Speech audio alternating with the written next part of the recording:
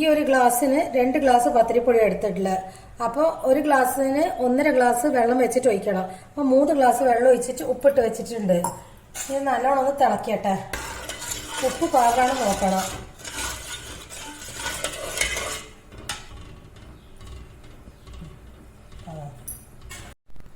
കുറച്ച് വെളിച്ചെണ്ണ ഒഴിക്കണം.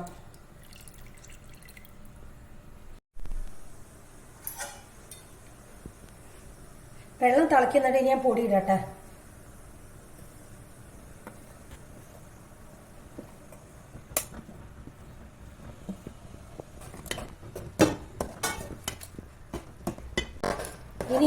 നല്ലോണം വേവണം പൊടി ഇതിൻ്റെ അകത്തുനിന്ന് വെന്ത് കഴിഞ്ഞിട്ട് ഇത് ഓഫാക്കുക. എന്നിട്ട് ഇത് നല്ലോണം തണഞ്ഞിട്ട് ബാക്കിയുള്ള ചെയ്യാൻ പറ്റുള്ളൂ.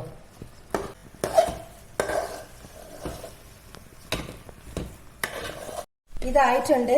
ഇനി ഇത് ഓഫാക്കിയിട്ട് നല്ലോണം തണയാൻ വെക്കട്ടെ. എനിക്ക് പത്തിരിപ്പൊടി കുഴച്ചിട്ടില്ലേ, അതിലേക്ക് തേങ്ങ ഒതുക്കിയിട്ടിടണം. അപ്പം അതിന് തേങ്ങ എടുത്തിട്ടുണ്ട്. ഇത് ഒരു വലിയ മുറി തേങ്ങയുണ്ട്, പിന്നെ കുറച്ച് ചെറിയ ഉള്ളി, കുറച്ച് ജീരകം, ഇതൊക്കെ പാടെ കൂടിയിട്ട് ഒന്ന് ഒതുക്കി വെക്കാം. ഇത് ഫുള്ള് പത്തിരിക്ക് വേണ്ട, കുറച്ച് എനിക്ക് വേറെ ആവശ്യമുണ്ട്. പക്ഷെ എല്ലാം ഈ ചെയ്യുന്ന ഇതൊപ്പരം ചെയ്താൽ മതി. എന്നുവെച്ചാൽ വേറെ ഒന്നും കൂടുതലായിട്ട് ഇടുന്നില്ലല്ലോ.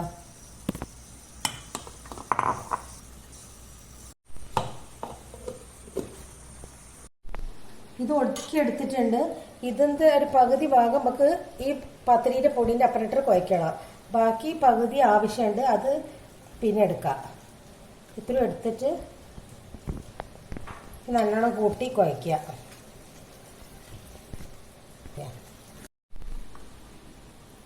ഇത്രയും മാത്രം മാറ്റി വെച്ചാൽ മതി. ബാക്കി മുഴുവൻ ഞാൻ ഇതിലിട്ടിട്ട് കുഴക്കുന്നുണ്ട്.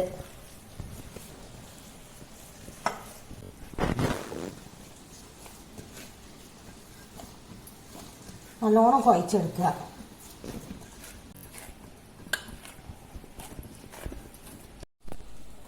ഇത് ഇങ്ങനെ ചെറിയ ഉണ്ടി എടുക്കുക, ചെറുതാക്കിയിട്ട് ഇങ്ങനെ കയ്യിലിട്ട് ഉരുട്ടുക. എന്നിട്ട് ഇങ്ങനെ ആക്കിയിട്ട് നടുക്ക് ഇങ്ങനെ ഒന്ന് തുളയ്ക്കുക.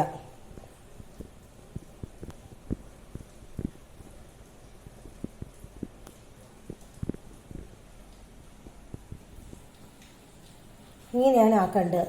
എന്നിട്ട് ഇങ്ങനെ ഇത് മുഴുവനും ഇങ്ങനെ അപ്പച്ചമ്പിലേക്ക് ആക്കി വെച്ചിട്ട് പുഴുങ്ങിയെടുക്കുക.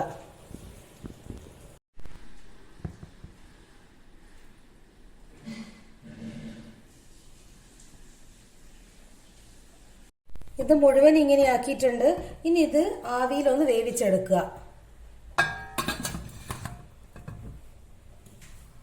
ഇതായിട്ടുണ്ട്. ഇനി ഇതിന്റെ ചൂടൊന്ന് പോട്ടെ, ഇത് മാറ്റി വെക്കാം. ഉണ്ടാക്കി വെച്ച ചിക്കൻ കറീൻ്റെ അകത്തേക്ക് ഈ ബാക്കി നമ്മൾ നേരത്തെ എടുത്ത് വെച്ചിട്ടില്ലായിരുന്നു തേങ്ങയും ജീരകവും അരച്ചിട്ടുള്ളത്, ചെറിയ ഉള്ളിപ്പട, അപ്പൊ അത് ഇതിലേക്ക് ഇടുക. ഉള്ളിൽ കുറച്ച് വെള്ളം ഒഴിച്ചിട്ട് മിക്സ് ആക്കുക. ഇതൊന്ന് നല്ലോണം മിക്സ് ആക്കുക.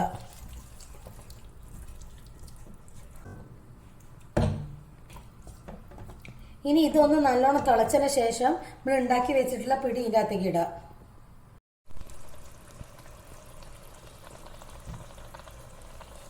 തിളച്ചിട്ടുണ്ട്.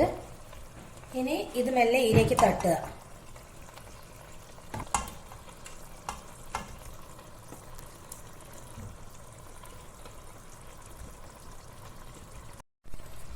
മിക്സ് ആക്കിയിട്ട് കുറച്ച് ഗ്രേവിയോട് കൂടി തന്നെ ഓഫ് ആക്കണം. എന്ന് വെച്ചാൽ തിന്നാൻ നേരത്തെ ഇല്ലെങ്കിൽ നല്ലോണം വരണ്ടു പോകും.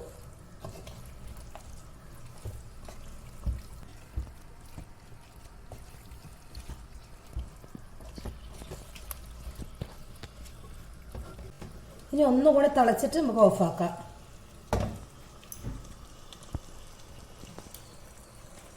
ഇതിൻ്റെ അകത്ത് കുറച്ച് കറിവേപ്പില ഇടണം. അതിൻ്റെ അടുത്ത് നല്ല ഫ്രഷ് കറിവേപ്പില ഇല്ലാത്തതുകൊണ്ട് ഞാൻ ഇട്ടിട്ടില്ല. പിന്നെ ഇതുപോലെ എല്ലാവരും ഒന്ന് ഉണ്ടാക്കി നോക്കുക. ഇഷ്ടപ്പെട്ട ലൈക്ക് ചെയ്യുക, കമൻറ്റ് ചെയ്യുക, ഒന്ന് സബ്സ്ക്രൈബ് ചെയ്യുക.